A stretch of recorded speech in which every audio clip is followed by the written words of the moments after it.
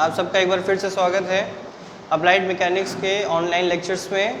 ये आपका lecture number 2.14 का कंटिन्यूड वर्जन है 2.15।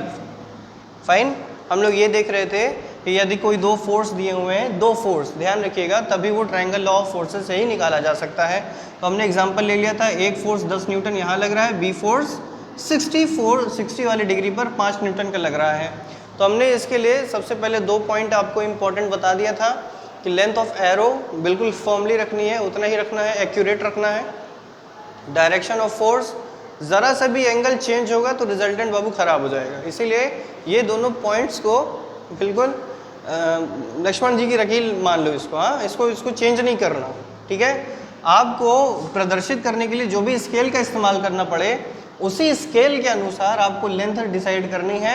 अगर स्केल आपने लिया, उस स्केल के हिसाब से लेंथ को नहीं नापा, नहीं आपने ड्रॉ किया, तब खराब हो जाएगा मामला, ठीक है।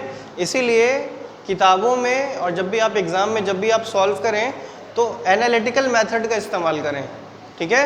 नहीं तो अगर आप हल्का सा भी इसमें चेंज कर देंगे ना, हल्का सा 1-1 mm का 2-2 mm का ग्राफिकल मेथड में, तो सारा चीज़ गड़बड़ हो जाएगा, ठीक है।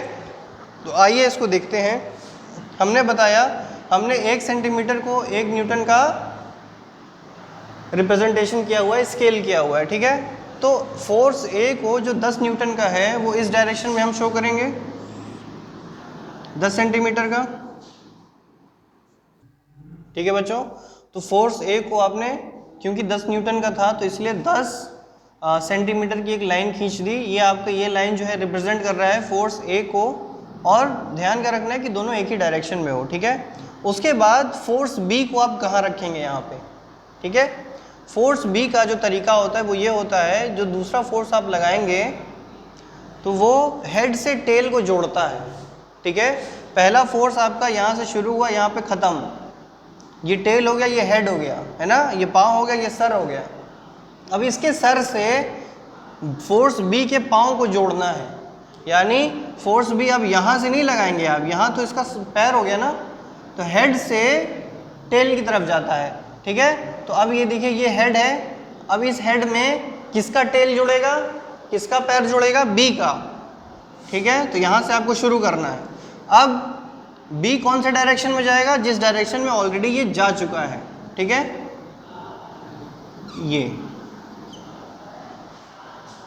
इसका मतलब क्या है कि अगर इसके आगे ये लाइन होती तो इस लाइन से ये कितना एंगल बनाता होता, 60 डिग्री का।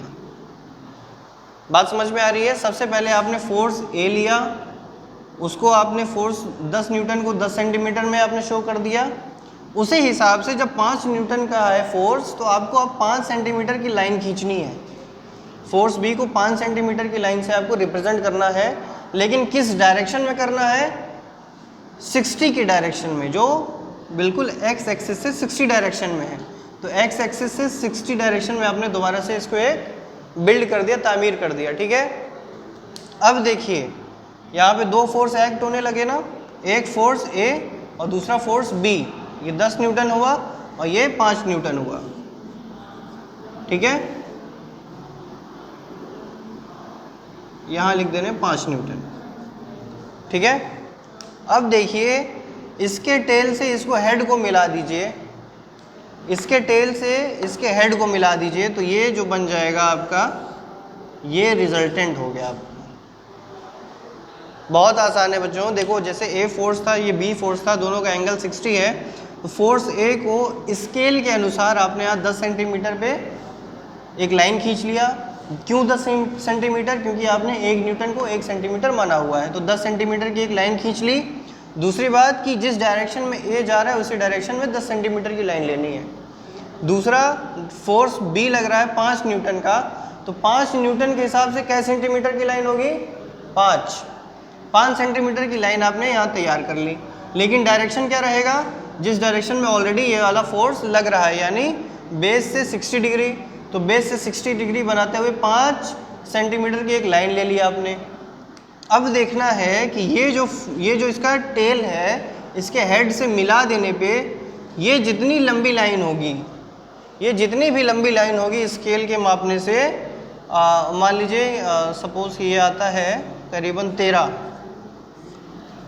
तो 13 वैल्यू यानी 13 न्यूटन का आपका रिजल्टेंट हो गया। फाइन, 13 न्यूटन का रिजल्टेंट हो गया और ये वाला जो एंगल है यही इसका रिजल्टेंट का डायरेक्शन हो गया। बहुत आसान है, इसमें कोई भी परेशानी नहीं होनी चाहिए। ठीक है, अब एक दो बार इसका अगर आप प्रैक्टिस कर लेंगे तो आपको बहुत ज़्यादा समझ में आने लगेगा। ठीक है, ये तो इस वाली केस के लिए था। ठीक है, अब अगर मान लीजिए इसी बॉडी पर दो फोर्स लग रहे हैं। ठीक है, एक फोर्स लग रहा है ए जो कि लग रहा है से 8 न्यूटन का। ठीक है, और दूसरा फोर्स लग रहा है 5 न्यूटन का। इनके बीच का एंगल कितना है? 90 डिग्री।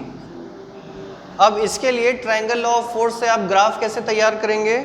बहुत सिंपल है बच्चों, जिस डायरेक्शन में 8 न्यूटन का फोर्स है तो आप 8 न्यूटन का फोर्स को सेंटीमीटर में कन्वर्ट करिए। यदि 1 न्यूटन को 1 सेंटीमीटर माने हैं तो 8 न्यूटन 8 सेंटीमीटर हो जाएगा। ठीक है, यानी 8 सेंटीमीटर की लाइन आपने स्केल से खींचना है। हम यहाँ पे रफली खींच रहे हैं, लेकिन आपको एग्ज़ाम में स्केल की सहायता से इसको कंप्लीट करना है। तो मैं ये बता रहा था कि इस डायरेक्शन में, बिल्कुल सीधी डायरेक्शन में 8 सेंटीमीटर की आपको एक लाइन खींचनी है। फाइन, अब ये फोर्स ए था और ये फोर्स बी का शुरुआत करेंगे इसके हेड से। इसके हेड से क्या मिलाएंगे? बी फोर्स का टेल, यानी यहाँ से शुरू करना है। ठीक है, फोर्स है 5 न्यूटन का, तो 5 न्यूटन के हिसाब से कितनी लंबी लाइन होगी?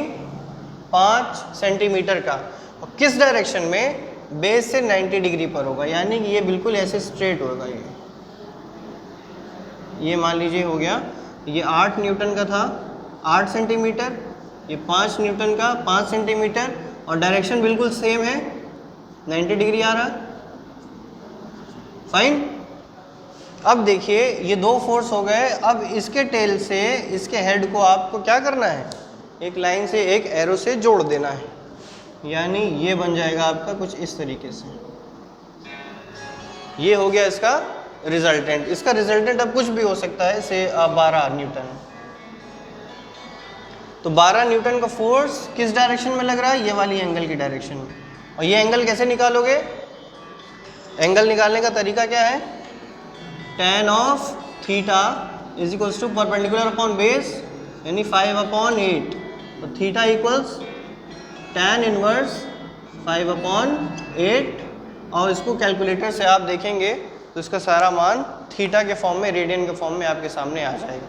ठीक है बच्चों, तो ये बहुत शॉर्ट ट्रिक है, लेकिन आपको ध्यान क्या रखना है कि लेंथ ऑफ एरो ये बिल्कुल एकदम एक्यूरेट होनी चाहिए, और डायरेक्शन ऑफ फोर्स ये भी बिल्कुल एक्यूरेट होना चाहिए।